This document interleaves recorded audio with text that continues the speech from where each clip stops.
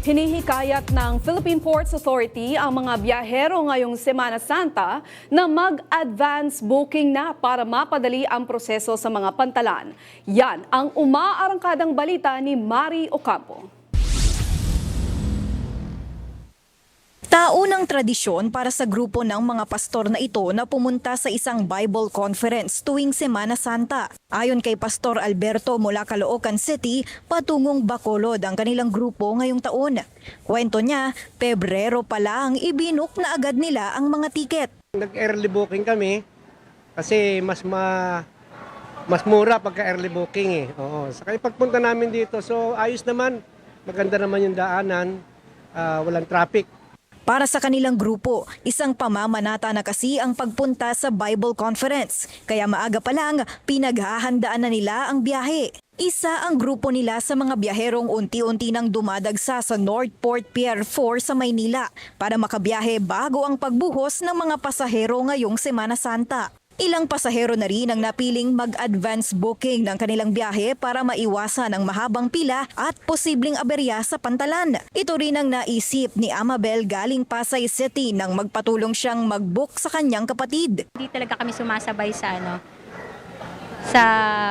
doon sa peak season. Chinek namin kung ano yung date na sa amin na fitted. So ito yung date na available.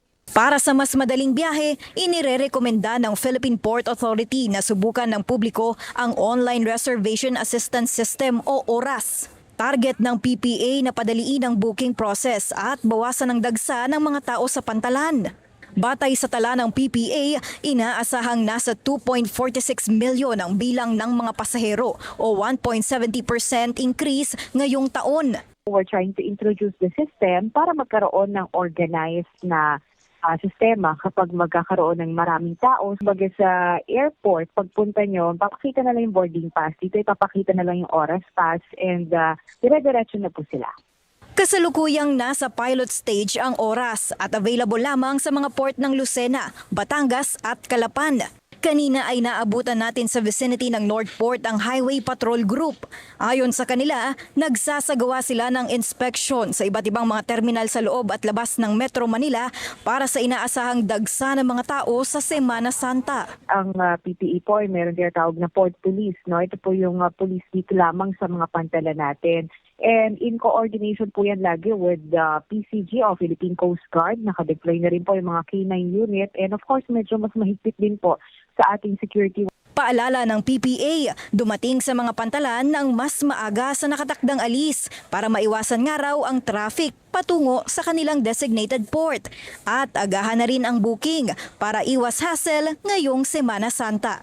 Ako, si Mari Ocampo ng PRTV News, nagsaserbisyo para sa Pilipino.